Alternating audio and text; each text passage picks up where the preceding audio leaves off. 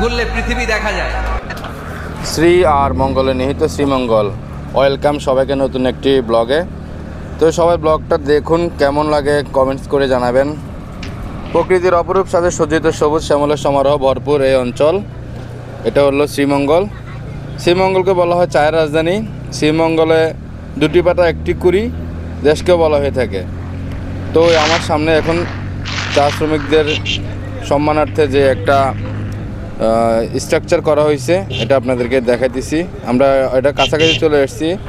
তো ঢাকা সিলেট মহাসড়কে হবিগঞ্জ জেলার শেষ সীমান্তে এই মৌলভীবাজার জেলার প্রবেশদ্বারের ঠিক মাঝখানে রয়েছে এই ভাস্কর্যটি।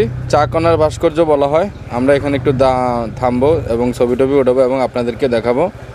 যারা সিলেটে আসবেন তারা অবশ্যই এই 24 ফুট উঁচু ভাস্কর্যটি দেখে যাবেন। এটা অনেক সুন্দর। 2010 সালে ফেব্রুয়ারি মাসের শেষ দিকে নির্মাণ কাজ শেষ হওয়ার পরই ভাস্কর্যটি শ্রীমঙ্গলের মানে অন্যতম একটা প্রতীক হয়ে উঠছে। আসলে চায়ের রাজধানী তো শ্রীমঙ্গল, এই জন্য আমরা সিলেট যেহেতু কয়দিন ঘুরলাম, তো যাওয়ার সময় আমরা এখানে একটু থামবো। তো যথারীতি আমরা নামলাম। আমার লগে আমার চাচা, ওরে বললাম যে ছবি টবি উঠে দে,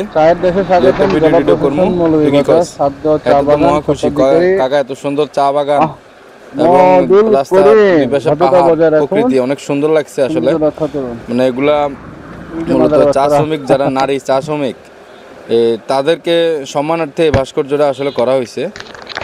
ভাস্কর্যটি অপরূপ সৌন্দর্য আর কারুকাজে একদিন যেমন দুটি পাতা একটি কুড়ি, মৌলভীবাজার জেলা। এখানে অনেক বড় করে এটা লেখা আছে ওই রাস্তার উপরে। তো এখানে এসে অনেক ভালো লাগতেছে। ঘুরতে যাবেন, ঘুরলে পৃথিবী দেখা যায়, দৃষ্টিভঙ্গি পরিবর্তন হয়, ব্রড মাইন্ডেড হয় মানুষের মন, চিন্তার দিগন্ত হয় প্রসারিত। এত সুন্দর জায়গা, দুই একটা ছবি না উঠালে হয়, তো কয়েকটা ছবি উঠালাম। কেমন হলো বন্ধুরা? আর পেটও খিদে লাগছে, তো এই জন্য একটু খাবো। তো বাচ্চাদের কইলাম যে তুই ভিডিও কর, একটু কথা বল, সব তো আমি কইলে কেমন হইব।